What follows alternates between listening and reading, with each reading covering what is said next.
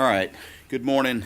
I want to welcome everybody to the first work session of the Mayor and Council for 2022. We want to welcome our newly sworn-in council member, Anna McCoy. She was sworn in a short ceremony earlier this morning.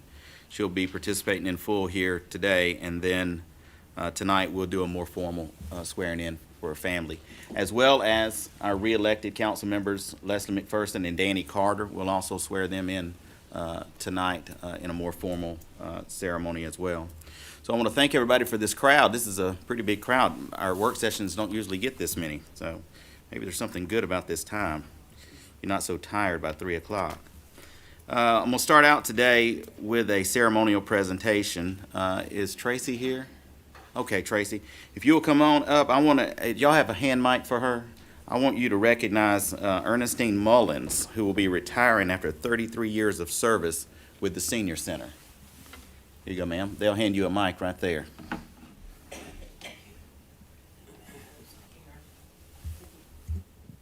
Good morning, everyone. While there are others in the room that have known Miss Ernestine much longer than I have and probably should be up here with their words of kindness, and as we recognize Miss Mullins, I am honored to be able to do that. So, Miss Ernestine, if you would step up, please. You know, I admire somebody that dedicates all, maybe, or a great portion of their lives to one cause, in particular in the employment, in their employment decisions that they make. And Miss Ernestine, as the mayor has said, has been with the city of Villarrecra for 33 years, and I asked her yesterday, when did you take over the role of being the center manager? And she said, I don't know. I have no idea what year it was, but we're going to say it was in 1988. So 33 years is a long time. I've been in the work industry for 33 years, but not in the same place. So I think it's an honor and much to be recognized and celebrated to be with one employer and working with one population for 33 years. Working with the seniors is a tough job. I tell you what, I have my mother at my home right now. She's been there since September 30th, and it's about to wear me slap out. I am worn out from it. So, but anyway, help me celebrate Miss Ernestine and congratulate her on 33 years of service as she recently retired. And I'm going to read this. It says, in grateful appreciation to Ernestine Mullins for 33 years of dedicated service to the city of Villarrecra. We thank you so very much for your dedication.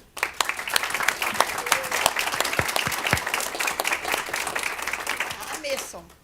I miss all of them, and I have been home taking care of a sick daughter. She had a brain hemorrhage September the 6th and was in ICU for 3 months. So that's where I've been. And I do miss my seniors. I'll be back, I guess. If Jeff will leave, I'll come back. No, I pick on him every day. So, and I do miss you all, so I'll be back. Thank you, ma'am. Oh, no. Yeah.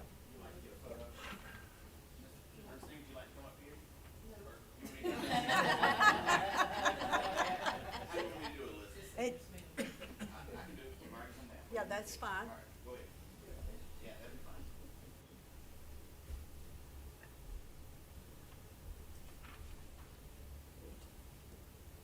That's good. All right, thank you. Thank you, ma'am.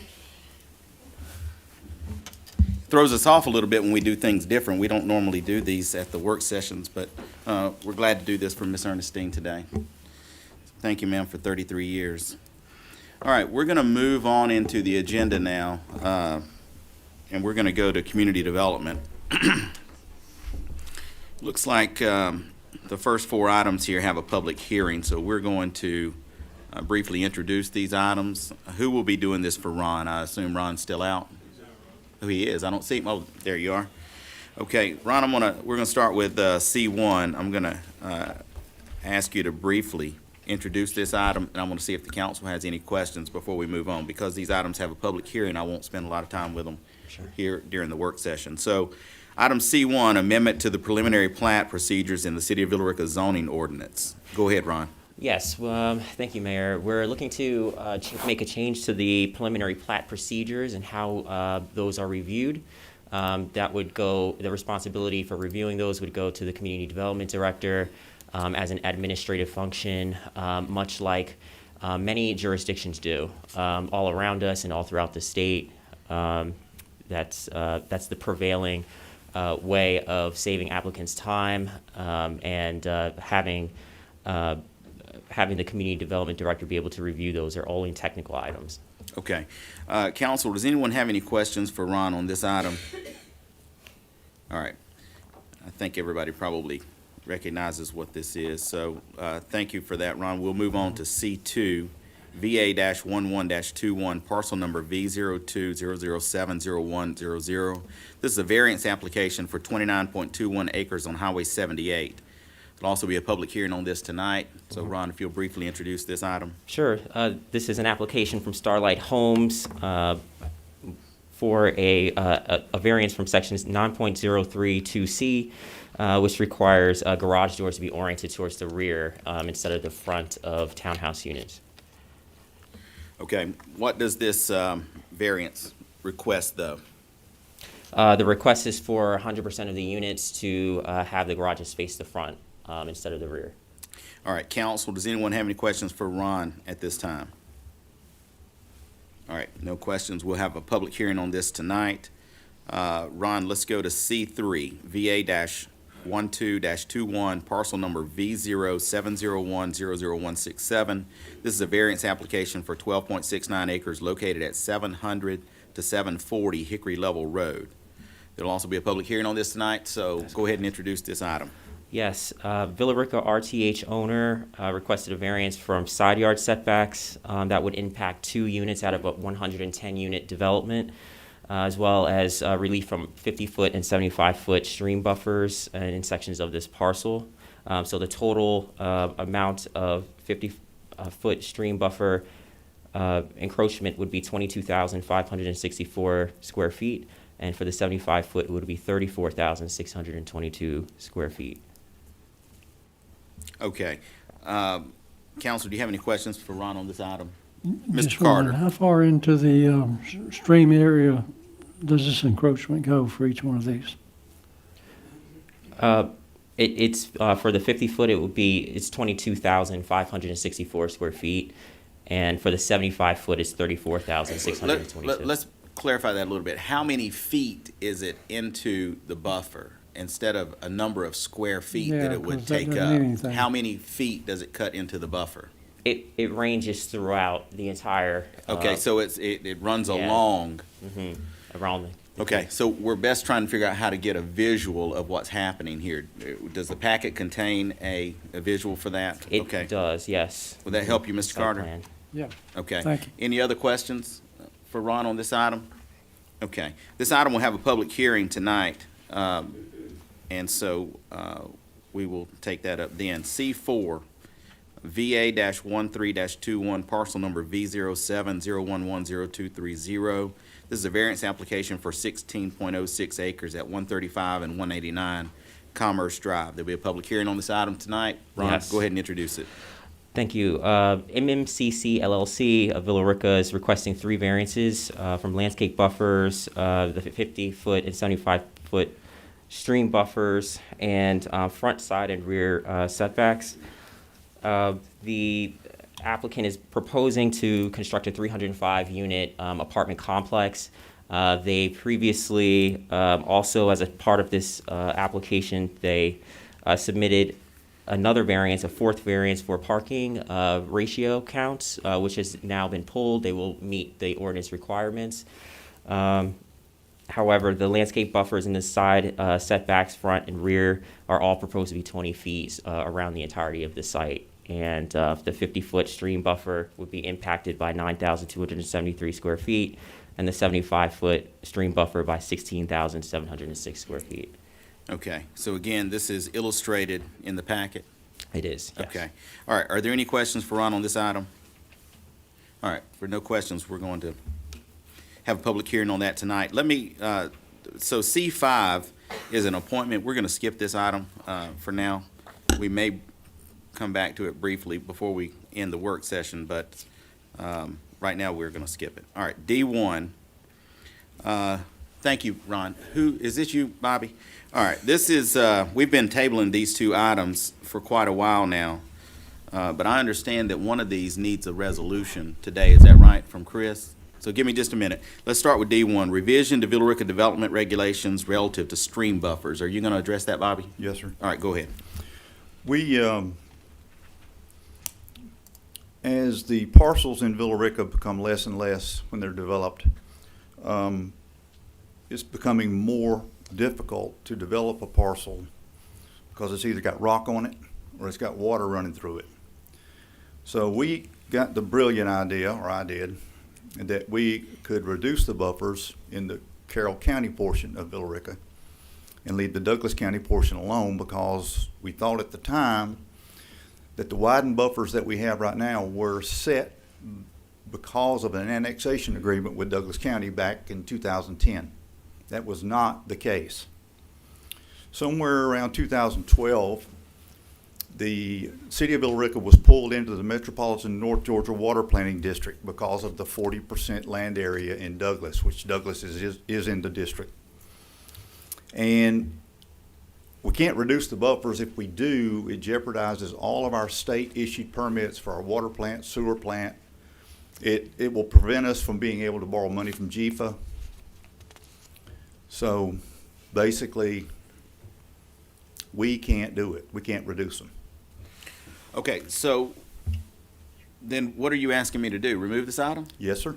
Oh, well, that you could have just said that right from the beginning, because I already knew that. And other folks may have wanted to as well. Okay, so we'll remove this item. We no longer have that as an option. So, Madam Clerk, if you'll remove this from the regular agenda for tonight. Okay, D2. One question? You have a question? Yeah, just one question, because I thought, right, that we had removed it, and it was dead anyway, but I guess we really hadn't really set it aside, maybe tabled it. It had been tabled, yes, ma'am. So my only question is, this is required by state law. We would never change it because of what we would lose. And the only way it would ever change would be an act of legislation at the state level. Yes, ma'am. If they were, and that would be if they were allowed us to do something on one section, one part of the one county and not the other county. Yes, ma'am. That we're Right. in. Okay. Is that anything that's in the Yes. works possibility? Yes. Okay, all right. That's All all, right, thank let's go to D2, resolution of support for changes to state highway system and acceptance of 2 roadways. Who's doing this? Okay, go ahead. Mr. Mayor, this has also been tabled like a bunch of times. Mhm. I assume we are prepared to move forward with this resolution. Are you, Tom? Not that I like it, but at this point, if we don't approve this, it's gonna hold us up on the LCI application, so I don't like it still, but Well, if I remember, you were constantly following up with GDOT, trying to get some clarification on some of the language. we changed the language, but I still don't like it's not intuitive to me what it says. I just wish it was clearer, but it was written by somebody that's not trying to be clear, it doesn't appear to me. You mean somebody that does kind of the work that David does? I didn't say that. Okay, all right, so is there any objection to making this our first consent item number 1? We've been looking at this for a long time. We all know what it is. Tom's told you he's not clear on it, but we do have to get it done because it's holding us up on some other things. Are there any objections? No All right, objection. this will be consent item number 1. All right, thank you, Bobby. Utilities, E1, North Plant Rental Aerator Equipment, which, you need to take out that last word. Is John doing this or Pete? All right, Pete? Good morning, Mayor and Good Council. morning. This is actually a request to ratify an emergency rental of an aerator for the North Plant. As you're aware, we've in the process of purchasing 2 new aerators for the North Plant, but we've had delays. I think they're expected to be here sometime mid-March.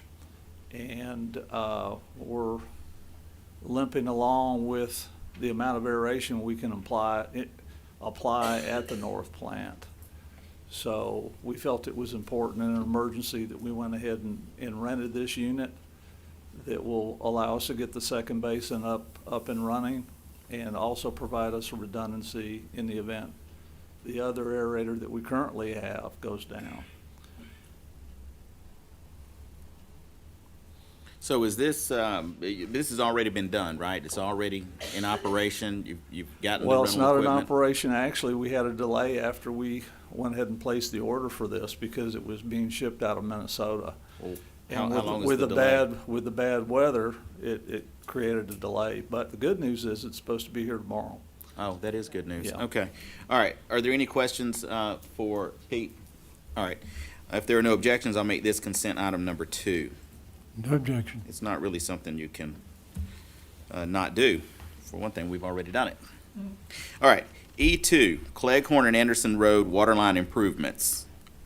Pete? Okay, the first thing I'd like to point out on this item here is the funding source. We've got water and sewer fund there, but it actually will be funded with a GFA loan. So we'll make a correction to the cover sheet and get that to the city clerk Before tonight? right after this, yes. Okay. The only correction, though, is the funding source will not be water and sewer fund. It'll be a GFA loan? Yes, sir. Okay. For $826,814.86. Well, actually, the GFA loan is for $2.5 million, and I want to say the subject here, Cleghorn Anderson waterline improvement.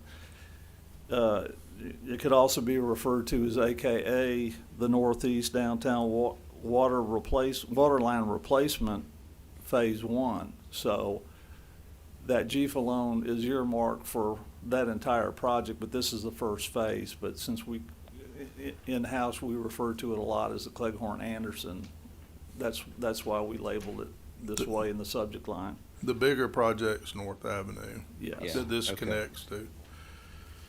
All right, but this is the first piece of that. All right, are there any questions for Pete on this item?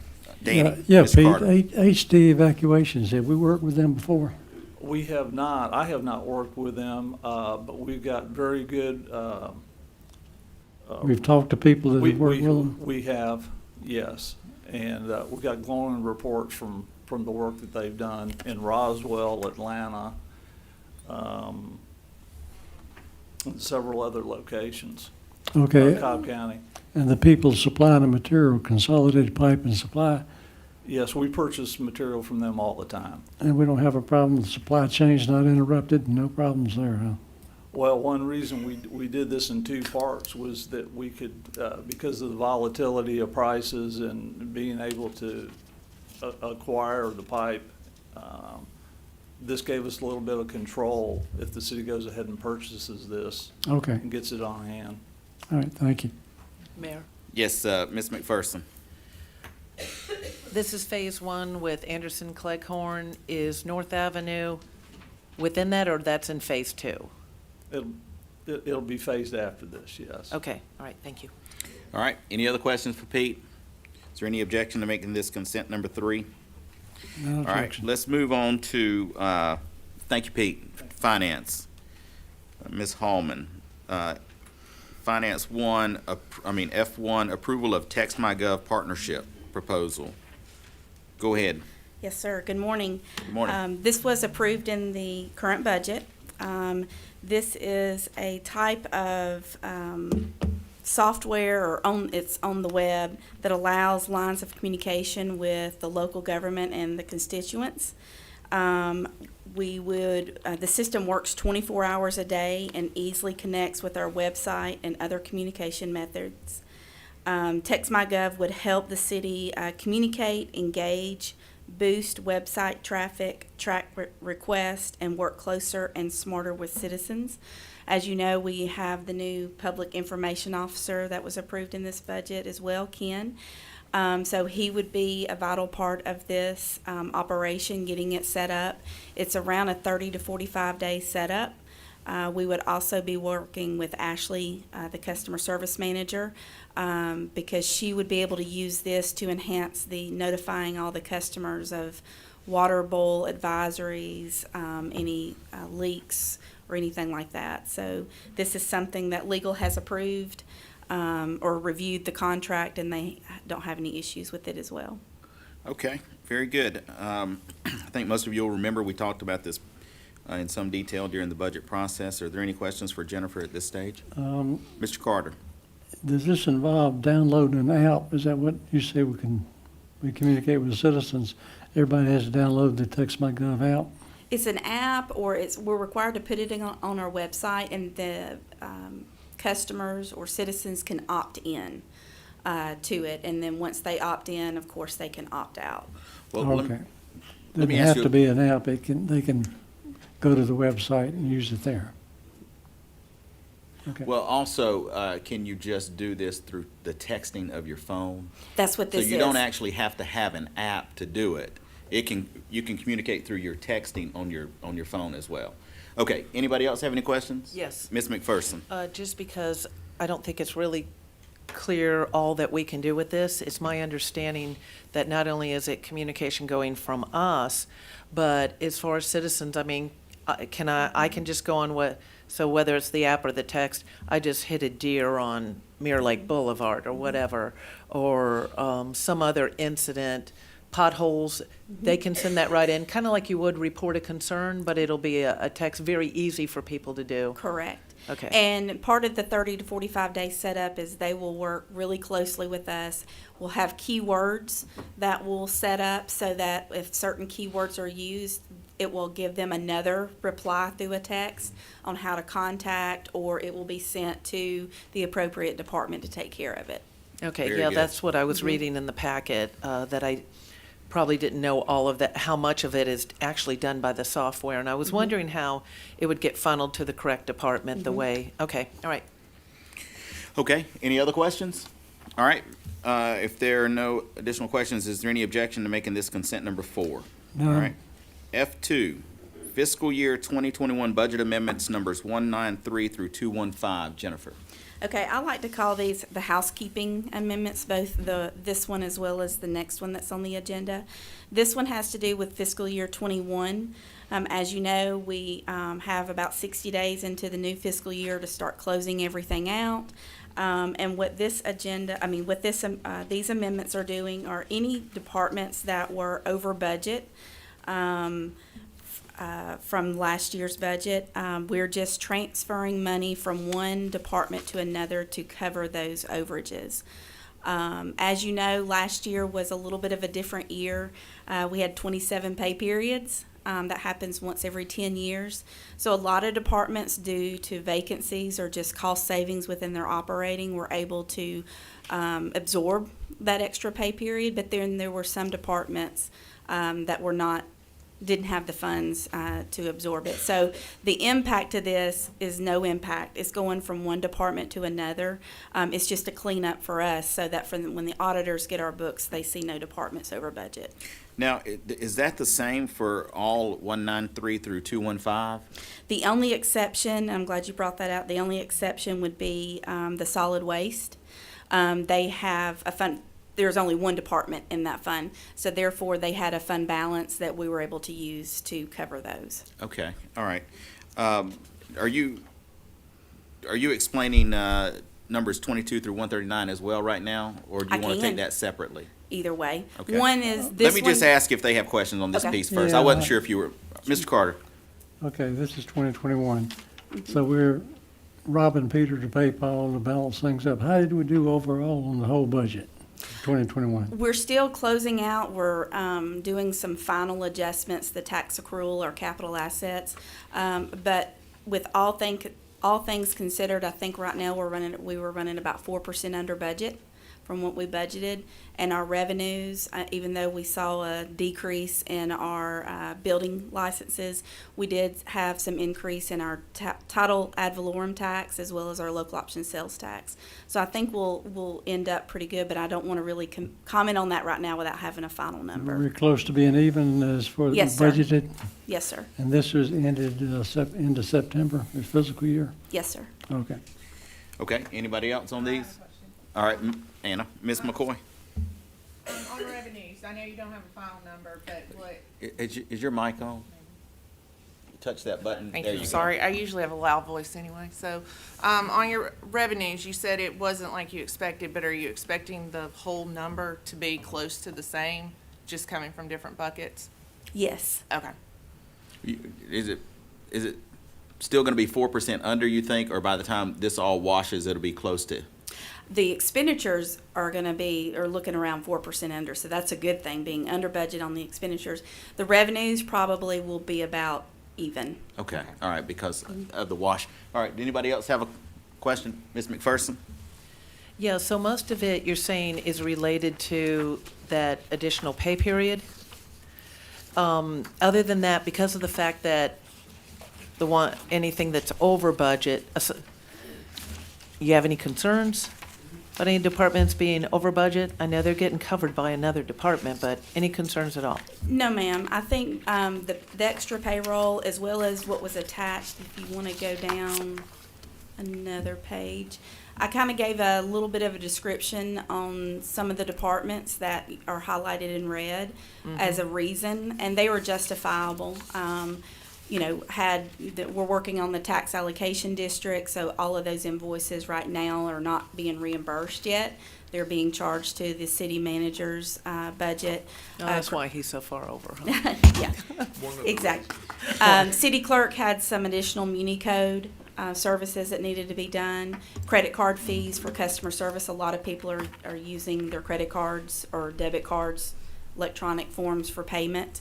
Building inspection had some reorg and hiring, as well as tourism. And then down in streets, if you'll roll down just a little bit, some seasonal employees, the temps. But you can see each category from judicial, public safety, public works. Most categories the transfers were made within the same category. Okay, I meant to print these out because then I don't have to scroll. I can highlight anything I had questions about. But, okay, seasonal employees, got that. How'd we end up going over budget in tourism?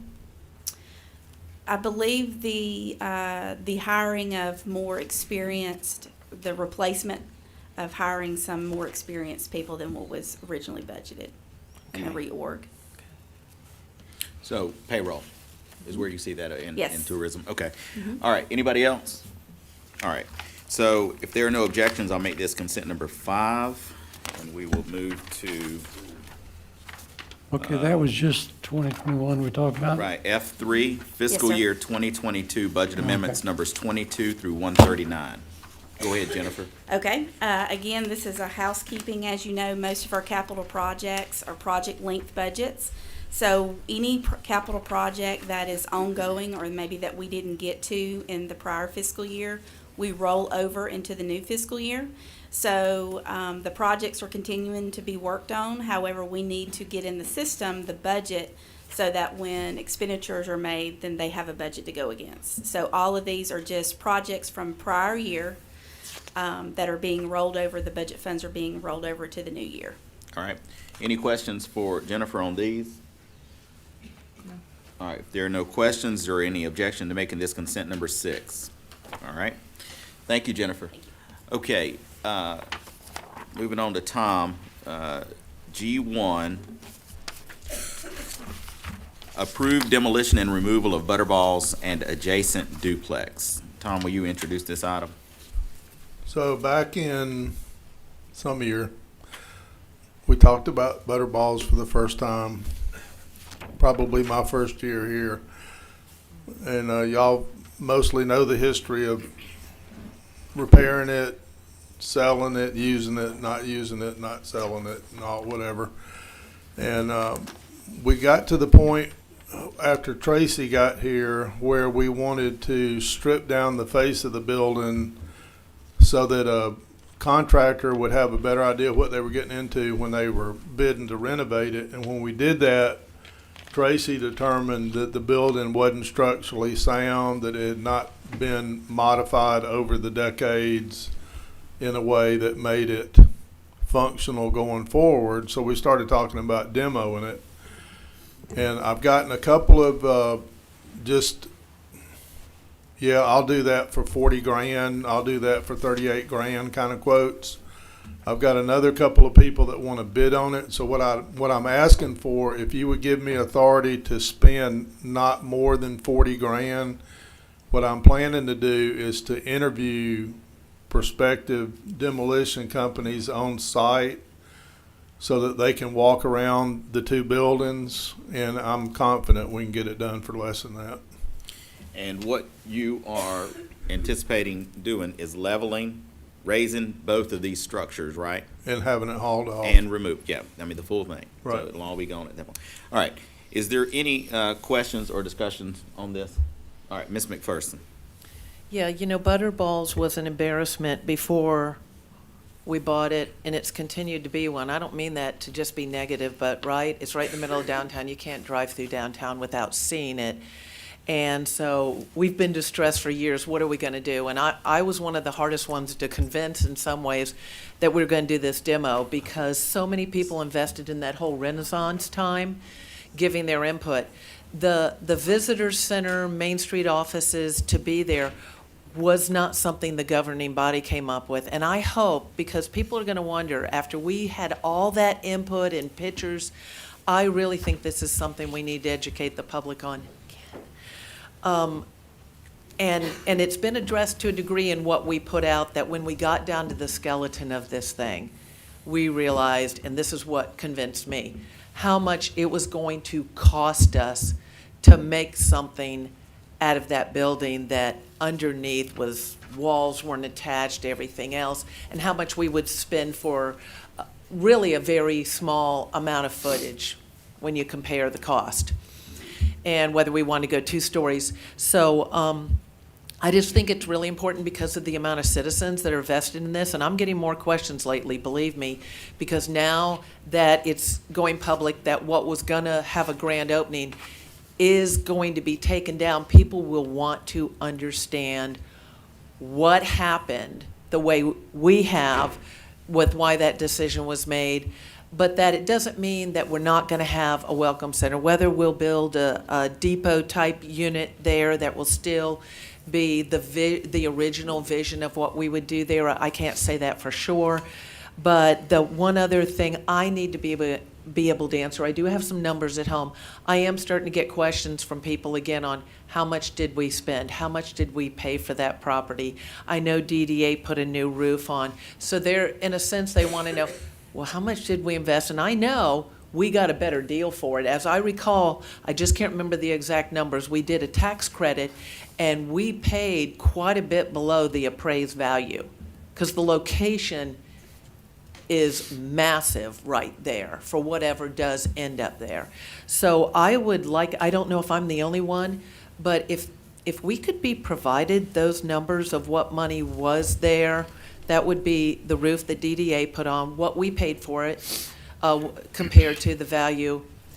And just in case I can't dig up all those numbers, because I am getting those questions, because so many people, you know, participated in that item.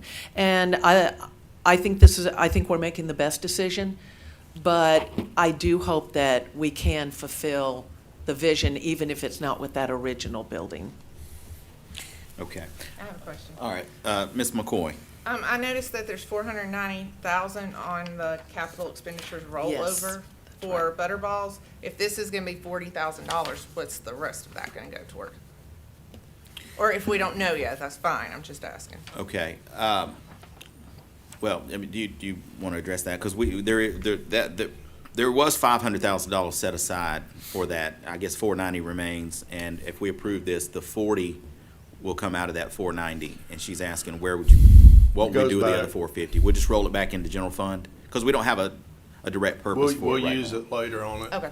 And we'll probably end up using it on that site sometime in the future. But let me address this just a little bit, because this has been going on a long time. And I do want to say, Jennifer, whoever needs to do this, we do need the accounting on Butterballs. So I know you weren't here, but let's go back and let's find out exactly what we spent, because one of the problems that we run into is that if you go out on social media, which you all know I do very little of, but I do hear about it, the numbers that are floating around out there are shocking, and they are not correct. And it's better for us to get ahead of that so that people know. Ultimately, what's happening here, though, is we tried in every way we could over a number of years to make this project work. But at the end of the day, it is a diminishing returns project, and we just cannot spend more good money after bad money that's already been put into this. So that's why this decision has come to us today. We tried other avenues. We tried to do different things over the last 6 or 8 months, even after we knew the status of the building. But what we didn't do is spend a lot more money over there, while we did look at other options. So it is regrettable that we are here, but I do not believe that there is a better choice, and I do not believe that this is any time too soon. So is there any additional questions? Well, I just want to say, All right, Mr. Montahan.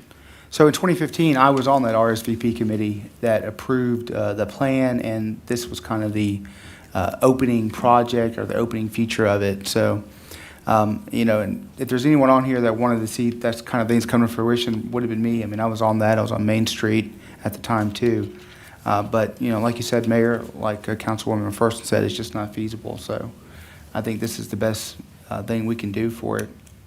So. Mayor? All right, Ms. McPherson. Sorry, on a positive note, also in addition, is I don't think it was a mistake to obtain that location and that property. And in every city we went to on our field trips, redeveloping downtown, when either the DDA or the city, preferably the DDA, can obtain some property, we have complete control over what goes there. Mm-hmm. And so it allows us to help the historic downtown develop in the vision of what the city would like to see, rather than somebody will just come in and put in whatever in that building. So that, I believe, is still a positive, the value of investing in that property. All right.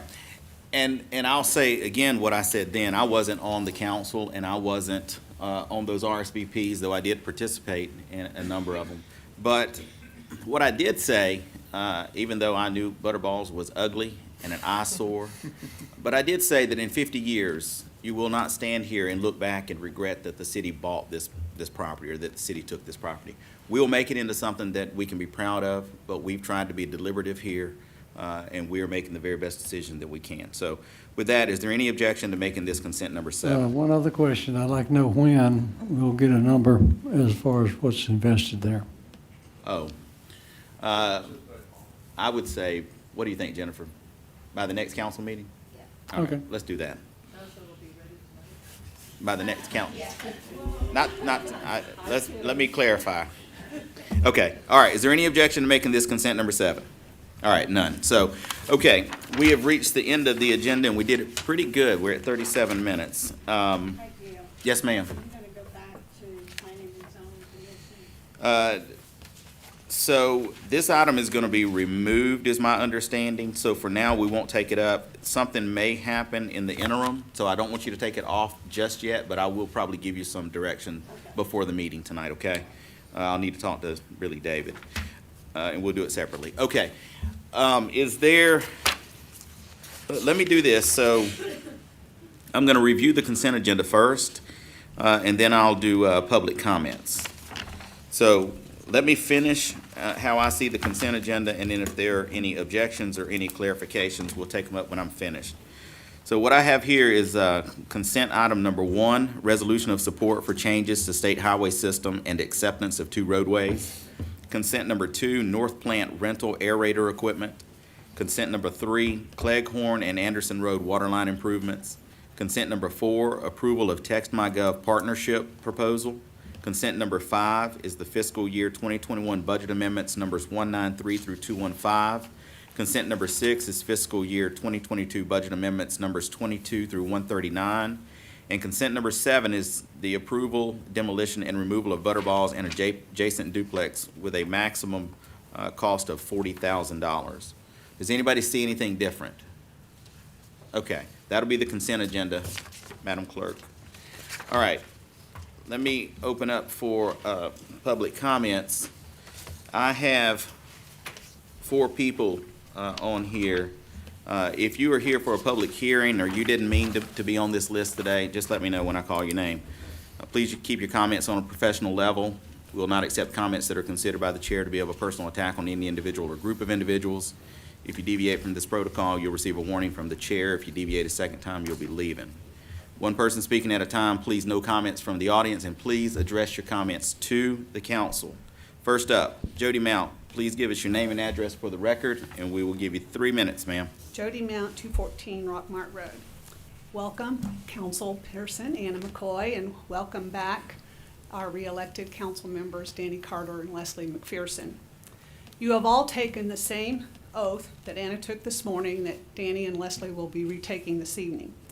In that oath, you swear or you affirm that you will support and defend our city charter, as well as the Constitution and laws of the state of Georgia and the United States of America. That means that you support and defend our city's ordinances, because an ordinance is a law passed by a municipal government under the legal authority of its charter. It is our prayer that you uphold your oath, knowing about and believing in equal protection under the law, the very basis for our legal system, especially our civil rights. Equal protection under the law means that all of us, regardless of who we are, what our race or ethnic background is, where we went to school, what clubs we belong to, what churches we attend, or who our friends are. We all have the same protection under the law, federal laws, state laws, and city ordinances. Tonight, you will be hearing about a very emotional issue at a city cemetery caused by code violations. Some may say, I don't want to decide, I'm going to abstain. Unless you have a family connection or a financial interest in the offending contractor, you don't have that right. You have the sworn duty to support and uphold our city ordinances. Some may say this is a private property issue. Let the courts decide. It is not. This is about code violations in a city cemetery, about a contractor not licensed with the city who built an unauthorized wall, oversized wall, that damaged and continues to damage our gravesite where our son is buried. You will hear more details tonight. May you all fulfill your sworn duties with courage and wisdom. Now, I'd like to know if they have a copy of the Chapter 10 that covers cemeteries in their packet, or do we need to provide that? I would like them all. Is there a copy of the cemetery ordinance? It's Chapter 10, so you want me to, it's Chapter 10. Can you add that to the packet? We'll have it added to the I'll packet. have that present at tonight. Will you? Okay. Anything else? Well, I'd like to commend Jennifer. She had a very hard act to follow with Sarah. And coming from a non-accounting person, you do an excellent job. I actually understand what's going on, and I think you're doing an excellent job. Are you trying to steal my thunder? I try to give her as much praise as I can too. I like the way she presents. She's very plain spoken. All right, thank you. Okay, next up, Joe Ingram.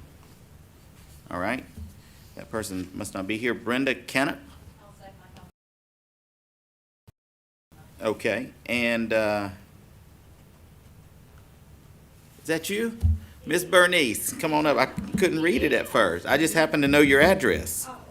If you'll give it your name and address for the record. This is our Carroll County School Board member for Villarrecra, Miss Bernice Brooks. Welcome. Good morning Good morning. to all of you. Thank you for having me. My address is 130 Red Branch, Villarrecra. I stand to that happened at the latter part of last year. One is that I thought I was being a good Samaritan and I wanted to give Clorox cleaner to the police department, and in doing so I locked my keys in my car. So the chief and his representative official, Mr. Officer Etheridge, came, picked up the Clorox cleaner, and then he in a second had his officer there to open my car. The second gesture was that we had a family that was displaced. 4 children were removed from the home and given to the grandmother, She had absolutely nothing for those children. Miss Janet Chumley got on the phone after I said to her, "What are you gonna do with those toys?" She said, "Give them to Toys for Tots." I said, "I've got some tots that need toys." Okay. So she got out and had more toys and other things that I could put in my car. So I wanted you all to know that we have people who care in this area. Not only did the city people help us out, but Rockmont's Kiwanis Club came in and brought I don't know how many items for this family. I don't know the name yet, but we'll try to do something for the grandmother. So I want you to know Villarrecra is that caring city. When there is a need, we jump in. And I thank you for allowing me to say that. Absolutely. Well, thank you, ma'am. And I guess kudos to Captain Etheridge and Villarrecra Police Department and Janet for helping this family out. And the chief. Again, still in my thunder. I'm gonna need y'all to just stay in your seats. All right. So that, I've reached the end of the list. Is there anybody here who did not put their name down who would like to speak? All right. Seeing none, I will close the public comments portion of our meeting. I want to thank everyone for attending today. Let me ask Mr. Mecklin, do you have anything you want to add? Okay. Tom? No? Madam Clerk, any clarifications, questions? Okay. Council, anybody have anything to add before